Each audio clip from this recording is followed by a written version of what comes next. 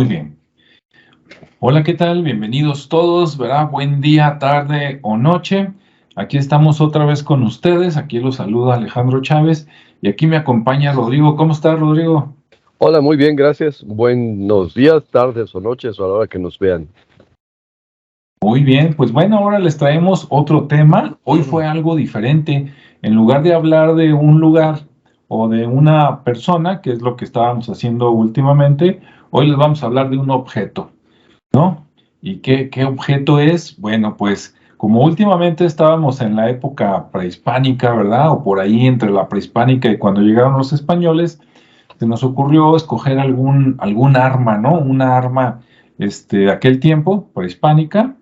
Y bueno, por aquí Rodrigo tuvo una buena idea y dijo, ¿qué te parece si hablamos de él?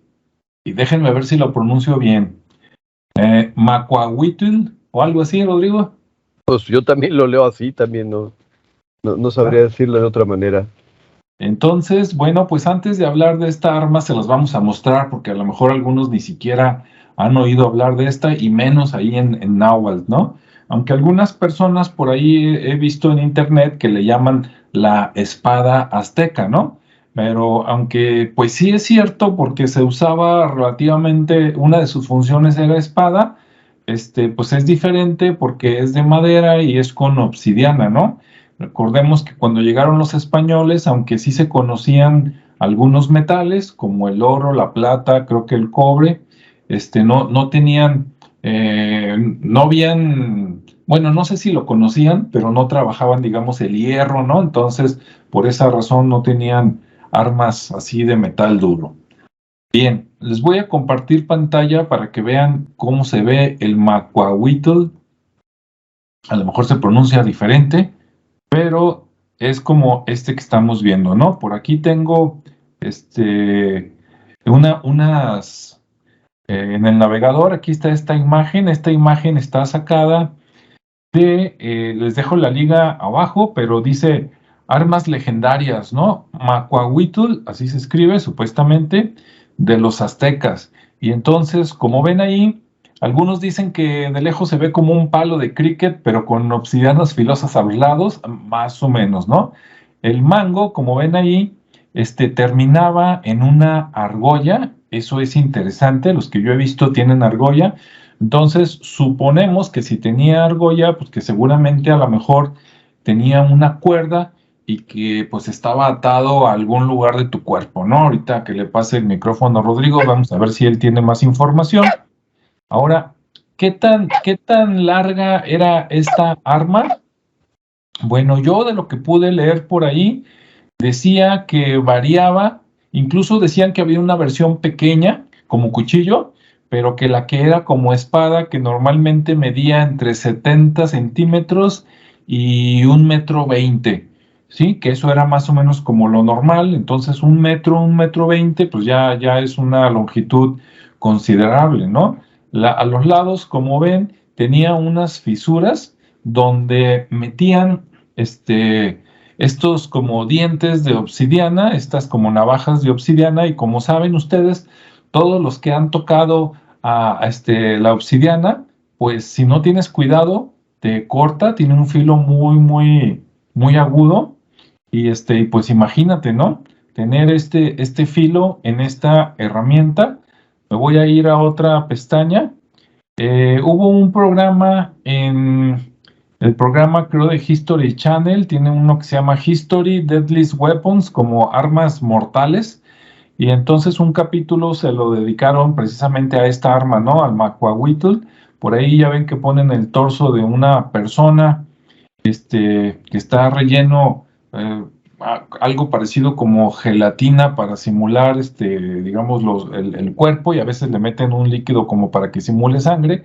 Y bueno, es muy interesante. También les voy a dejar la liga, aquí abajo para que vayan a visitar ese sitio. Y por último, está acá, tal vez lo conozcan, si este es un youtuber muy conocido, Diego Saúl Reina, por allá de Canadá, ¿verdad? Aunque nació en Chiapas, hizo el sueño, digamos, realidad de irse al norte, en este caso a Canadá. Por allá vive y viene seguido de vacaciones, Y entonces tiene ahí en la mano un macuahuitl que le hizo su hermano de Chiapas. De hecho, en su video prueba dos y los prueba por acá con el cadáver, aunque se oiga bonito, así como cuando vas a la carnicería, que ya te dan el animal sin la piel, sin la cabeza, ¿no? Nada más la carnita y los huesos, y ahí ves qué tanto corta y qué tanto daña, ¿no? Esta arma. Y bueno, viendo estos videos, sobre todo esto último, pues sí es un arma mortal, ¿no? De hecho hace unas heridas, claro, aclarando, todas las versiones que ahorita se están usando del macuahuitl, ninguna es original, porque desgraciadamente, después de que los españoles conquistaron a los aztecas, como que destruyeron esas armas, y dice en Wikipedia que el único original que quedaba por allá en algún lugar de España, pues que se perdió en un incendio, o lo perdieron, ¿verdad? Veto a saber, que se perdió más o menos en 1884. Entonces, no tenemos uno que digas así se hacían. Tal vez los descendientes, ¿verdad? La gente que habita el sureste de México, tal vez algunos sí sepan cómo hacerlos. ¿Qué tan apegados están a los que se usaban hace 500, 600 años? No lo sabemos, ¿no? Entonces, normalmente estos que vemos pues son versiones modernas basados en pinturas, códices y lo que quedó escrito por lo que dijeron los españoles, ¿no? Entonces no tenemos, así como por ejemplo, sí hay cuchillos de obsidiana, sí hay lanzas de obsidiana que podemos ver en muchos museos, no hay así un macuahuitl de que este es el original, o por lo menos que yo sepa, ¿no? Y entonces en las copias, si tú no haces bien esa hilera de obsidiana, aunque sea muy filosa, si no la dejas bien alineada, ¿y con qué lo pegaban? Lo pegaban con chicle. Recordamos que el chicle es americano, ¿verdad? No sé qué tanto mexicano, pero es americano del árbol del chicle. Entonces agarraban la obsidiana, que es un cristal volcánico, lo pulían, golpeas unas rocas para que queden filosas y luego lo metían en los surcos que tenía al lado este palo le metía en chicle, que sería como pegamento, y ya que se endurecía, pues ya quedaba listo para ir a dar catorrazos, o sea, golpes en la guerra, ¿no? Y sí era muy, muy mortal. Mi último comentario antes de pasarle aquí el micrófono a Rodrigo es que cuentan, según eso, creo que lo dijo Díaz Bernal o algo así, alguien de aquellos tiempos, dicen que queda la leyenda de que en un enfrentamiento entre los aztecas, los mexicas y los españoles, que con uno de estos grande, descabezaron un caballo, ¿sí? Que se les dejó ir un español con caballo y que pues ellos empezaron con cuchillos, digamos, de pedernal de obsidiana, ¿no? A picarle al caballo y que de repente salió un guerrero con el macuahuitl y que le llegó y rájale a la cabeza y que le quedó la cabeza colgando, ¿no? Entonces, si es cierto esa leyenda, que cuando ven el video acá de Diego Saúl Reina, pues sí se ve que sí podría ser. Entonces, imagínense, ¿no? El filo que tenía para poder hacer un corte de llegar a la vértebra, cortar la vértebra, y dejar por ahí colgando la cabeza de un caballo, ¿no? Bueno, eso dicen. Ahora sí, eso es lo que yo por ahí leí y vi, ¿no? ¿Tú qué nos cuentas, Rodrigo? ¿Qué es verdad, qué es mentira? No, bueno, obviamente, como dices tú, tenemos las versiones modernas, no hay mucho de dónde elegir, pero sí los códices sí tienen representaciones de esta arma. Sí, efectivamente, fueron los españoles los que dijeron que eran espadas. O sea, obviamente, para ellos, la traducción del náhuatl de Macuahuitl es como un palo de mano. Y ¿cómo se llama? Situaciones que no cualquiera podía costearlo, igual que las espadas en Europa, no cualquiera podía costearlo y ni cualquiera le permitían traer uno de estos, porque implicaba cierto nivel de desempeño, cierto nivel de riqueza, cierto nivel ¿cómo se llama? De esfuerzo. Sí. Eh, la argolla que mencionas al final, como el remate del macuahuitl, sí traía una cuerda, normalmente una cuerda de iste, y se la amarraban a la mano, porque en el fragor de la batalla tú sabes que muchas veces los golpes en la mano o directamente en el arma son tan fuertes que se les desprendían. Entonces, bueno, si se va a dar por allá la espada o el macuahuitl y no tienes chance de correr por él, ya te destazaron, pues mejor traerlo ahí colgado y ya desde ahí lo puedes recuperar tú, ¿no? Sí, La primera que mostraste está bonita, pero las obsidianas están gruesas, no están afiladas. sí. Normalmente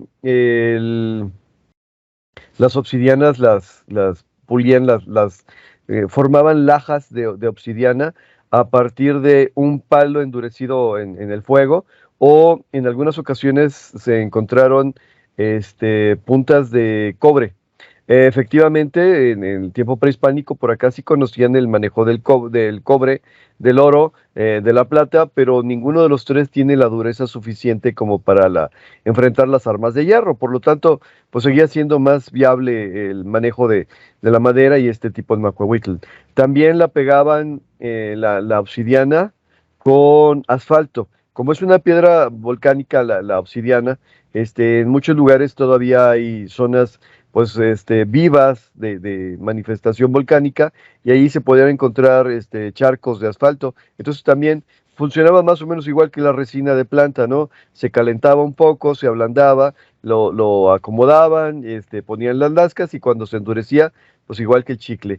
Y bueno, ahí mi referencia y mi recuerdo fue una vez que fuimos a visitar allá Talpa de Allende, acá Ujú. por acá por el estado de Jalisco. Ahí tienen figuras de chicle, ahí por ahí fabrican chicle.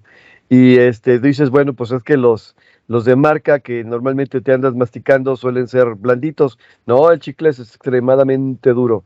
Así que bueno, pues sí se aguantaban un rato. Ahora, en el fragor de la batalla, obviamente las lajas de obsidiana podían salir afectadas. Si todavía tenían utilidad a pesar de estar rotas, pues las dejaban ahí. Si no, cuando había oportunidad, o sea, después de la batalla, normalmente pues volvían a calentar ¿cómo se llama? El pegamento, el asfalto o la resina, y pues cambiaban la laja por otra laja y se acabó. Era un arma que se manejaba como un arma doble. Por un lado era contundente y por otro lado era cortante. Porque dentro de las costumbres, por ejemplo, de los mexicas, había diferentes niveles de soldado. Es igual, tendrían sus sistemas y sus grados, y los grados más avanzados solían ser el del guerrero jaguar y el del guerrero águila. Los dos manejaban ya, por supuesto, los macuahuitls. Pero, por ejemplo, para ganarse el derecho a ser un guerrero jaguar, se ocupaba no solo mostrar un gran valor en la batalla, no solo una gran ferocidad, sino también el poder capturar vivos a determinado número de personas, por ejemplo, 5 o 10. ¿Qué significaba esto? Bueno, porque salían y peleaban, pero no necesariamente querían matarlos.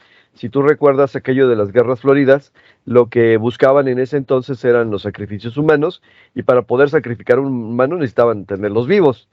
Entonces llegaban y con la parte contundente, con la parte plana, normalmente trataban de incapacitarlos momentáneamente, y ya después los amarraban, los convertían en esclavos y posteriormente los ofrendaban a los dioses, ¿no? Hacían sus sacrificios de la manera que tuvieran que hacerlos.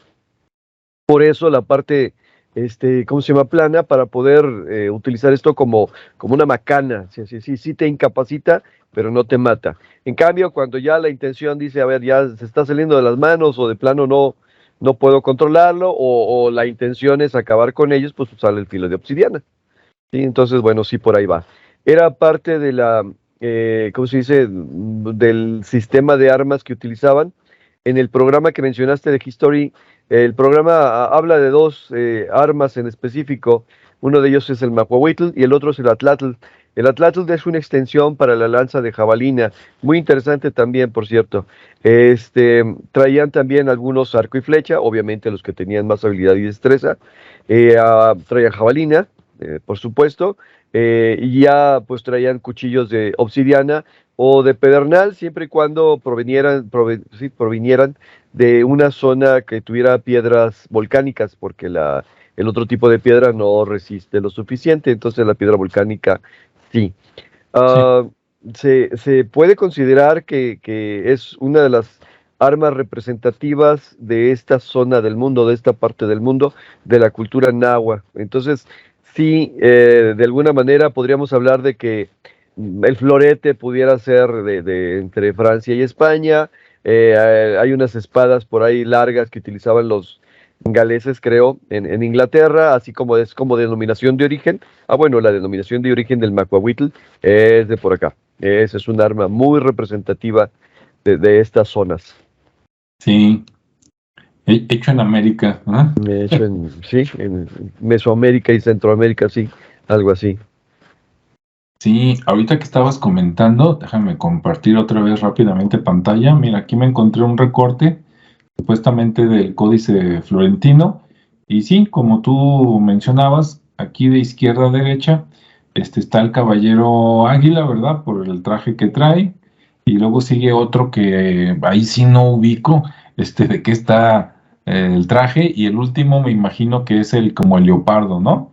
Y todos traen su macuahuitl. Y también una cosa a mencionar es que si traía macuahuitl, traía escudo, ¿no? Como que era típico, uno para atacar y el otro para defenderse. ¿Cómo ves, Rodrigo? Sí, y además, digo, además del escudo, donde el escudo se bordaban, se tejían o se pintaban los emblemas de la casa o del reino que se estaba representando, traen una armadura, bueno, una especie de armadura, de algodón, algodón tejido, o sea, esos trajes que se les ve ahí representados en la pintura eran de algodón, y obviamente resistían, pero hasta cierto punto nada más. Entonces, digo, por ejemplo, esos podrían desviar algunos golpes superficiales o un tiro de flecha de mucha distancia o con poca fuerza, pero pues no servía para todo, ¿verdad? Digo, es como las armaduras de cota de malla de allá de Europa, pues sí servían, pero luego inventaron espadas específicas para atravesar las armaduras de cota de malla. Entonces, ¿de qué sirvió? Pues nada más de andar cargando ahí peso extra. Entonces, bueno, de acuerdo a las características y proporciones, digamos que para las armas que se manejaban por acá, pues se traían su propia armadura. Pero bueno, sí, ahí muy específicamente los macuahuitl y los tres niveles, bueno, estos tres niveles de guerreros. Yo diría que el segundo sería guerrero jaguar, el tercero es el que no sé cuál, porque digo, el jaguar sí tiene el moteado de la piel, el otro no sé, el otro sería un guerrero peludo, no sé qué sea. Sí, ¿verdad? Ahí queda la duda. Pero bueno, ahí están para que los que están viendo el video, vean la representación de que pues sí era un arma común, como tú dices, pero para es como si fuera, vamos a alocarnos, ¿no? Como si fueran los ninja o los samurai y estuviéramos viendo una katana o algo así, ¿no? En Sí, grado. sí, si los ves todos juntos, mira, todos traen katanas, sí, pero todos ellos se las otorgaron o la compraron y no cualquiera podía hacerlo. Así es. Y bien, bueno, ahorita voy a comentar algo que no tiene que ver directamente con el Macuahuitl, pero que me acordé, a ver si tú te acuerdas, Rodrigo. Hace tiempo fuimos al Museo de Tala, por ahí recordarás. Y le mandamos un saludo a Ricardo, que también nos acompañó aquella vez, que no ha podido volver, pero dice que pronto estará por aquí. Y cuando fuimos al Museo de Tala viendo las figuritas, tienen varias cosas, ¿no? Tienen platos, figuras, etcétera. En las figuritas, no sé si recuerdas, había una que era como un guerrero, que estaba como acorazado, traía un traje como de bambús. Y yo recuerdo una vez que fui solo que me dijeron que eso era como para los arqueros, ¿no? Que ellos disparaban, pero como ellos también recibían, entonces tenían imagínese un chaleco hecho como de bambú para protegerlo de lo que a él le mandaban, ¿no? Entonces está interesante cómo tenían, así como tuvieron en algún momento los romanos, los fenicios, los pueblos que tú quieras, acá también tenían sus niveles, ¿no? Entonces, como dices, estaban los lanzadardos, estaban los del macuahuitl, estaban los de flechas y había diferentes, ¿no? Especialidades. Sí, nada más el bambú no es de esta zona del mundo, ese lo trajeron mucho después, pero sí era de corteza, corteza. A mí la impresión que me daba la figurilla que vimos ahí en el Museo de Tala es que estaba metido en un barril. Sí, sí, parecía que le hicieron, que agarraron un barril, le hicieron agujeros, por ahí sacaba los brazos. Y bueno, le digo, a nosotros lo más parecido como es mira, pues ha de haber estado hecho de bambú, pero si no había bambú, seguramente alguna otra planta, ¿verdad? O algo que protegía, no sé, alguna fibra, un textil ahí que ayudaba. Carrizo, cáñamo, como vivían cerca de la zona del lago de Chapala, pues ya ves Caña, que junto a los, ¿cómo se llama? Lagos crecen carrizos y bueno, también por ahí se cultiva otro tipo de cosas. Entonces, bueno, sí, nada más, la cosa es, pues si ya sabemos cómo somos y cómo somos agresivos y cómo queremos hacer las cosas, pues entonces ahora sí que es la misma mente perversa. A ver, con este me preocupo por cómo te voy a dañar y si él tuviera algo parecido, cómo me voy a defender, ¿no? Al final, todo este tipo de cosas, aunque se estandarizaron porque se dieron a conocer durante tanto tiempo, se convertían en un elemento estratégico para la batalla. Entonces tú decías, a ver, yo tengo 5,000 soldados, pero de esos 5,000 soldados solamente 200 traen el Macuahuitl, pues entonces tienes un cierto nivel de entrada, los demás traían lanzas, los demás traían jabalinas, los demás traían arco, flecha, cuchillos, pero no cualquiera podía. Y entonces el otro podría tener solamente 1,000 soldados, pero si los 1,000 soldados traían Macuahuitl, seguía siendo una ventaja estratégica el uso del arma, sí. que fue parte de lo que pasó con los españoles, ¿no? Que traían un nivel de armas diferente y que de alguna manera, pues todos los elementos que tenían para defenderse no eran suficientes para la potencia de fuego, pues, de alguna manera de los arcabuces españoles. Sí, sí, sí, pues era un arma, a final de cuentas, esta de cuerpo a cuerpo, ¿no? No era de distancia. Entonces, si les disparaban desde lejos, pues se morían y no podían hacer ningún daño. Es como las lanzas y las flechas, ¿no? Que son para distancia. Me imagino que en las guerras primero llegaban así los arqueros, ¿no? Como en las películas que vemos europeas. Primero los arqueros, después a lo mejor los lanzadardos. Y ya cuando ya estaban cerca, pues entonces sí, ¿verdad? Saca tu macuahuitl y vamos a darnos con todo, ¿no? O sea, sí, exacto, algo Así. así. Bien, un detalle interesante que encontré por ahí también en Wikipedia, dicen que el macuahuitl no fue un invento náhuatl, o sea, no es que los de Tenochtitlan, ¿no? Los mexicas lo hayan inventado. No. Dicen que por lo menos, por lo menos lo inventaron los mayas. A lo mejor, quién sabe, y hasta un pueblo más anterior, ¿no? Pero aquí yo tengo una cronología que dicen que por los dibujos, por las pinturas que han encontrado con los mayas, calculan que entre el año 600 después de Cristo ya se usaban los macuahuitl y se dejaron de usar en 1590, digamos que cuando terminó la conquista española, ¿no? Entonces, desde el 600 hasta el 1590, digamos que se usó pues prácticamente durante 1000 años, por lo menos. No se puede saber más anteriormente porque pues no se ha encontrado alguno que sea más viejo o tampoco se ha encontrado alguna estela, algún mural, una pintura más vieja del 600 donde se muestre, ¿no? Pero por lo menos del 600 a 1590, entonces es una arma que tuvo mucha vigencia. No sé si en otro lugar del mundo haya una arma que haya durado 1000 años usándose, ¿no? ¿Quién sabe? Probablemente, no sé. Ahí sí, no sé decirte, porque a ver, ahora sí que tendríamos que meternos a revisar historias. La cultura maya, como tantas culturas antiguas, de repente pues se pierde en el tiempo, pero lo que más o menos se sabe es que el periodo preclásico se puede localizar los principales asentamientos por ahí por Centroamérica, precisamente en la zona de Nicaragua, Honduras, toda la zona que sí suele ser volcánica, lo cual podría explicar un poco. Yo suponía, equivocadamente, probablemente, que era de por acá, porque pues la zona del altiplano central también es una zona rica en actividad volcánica. Por eso mi error, probablemente. Pero ahora también se da la situación de que allá en el sureste y en Centroamérica se dan un montón de maderas, desde finas hasta no tan finas, pero el clima no ayuda a que se preserven. Entonces, pues ahora sí que tienes un macuahuitl, lo dejas ahí en medio de la selva, pues al rato la madera está podrida y las rocas quedan por ahí, ¿cómo se dice? Sueltas. Sí. desperdigadas. Sí, ok, entonces por allá por los mayas. Sí, sí. Y bueno, los que han tenido experiencia de tener un pedazo de obsidiana en su mano, una vez también fuimos Rodrigo y yo a un taller, ¿verdad? Donde todavía trabajan la obsidiana, allá por Navajas, Jalisco, que por cierto, el nombre de Navajas, al parecer se lo dieron los españoles precisamente porque ahí había talleres desde aquellos tiempos donde producían herramientas cortantes a base de obsidiana, ¿no?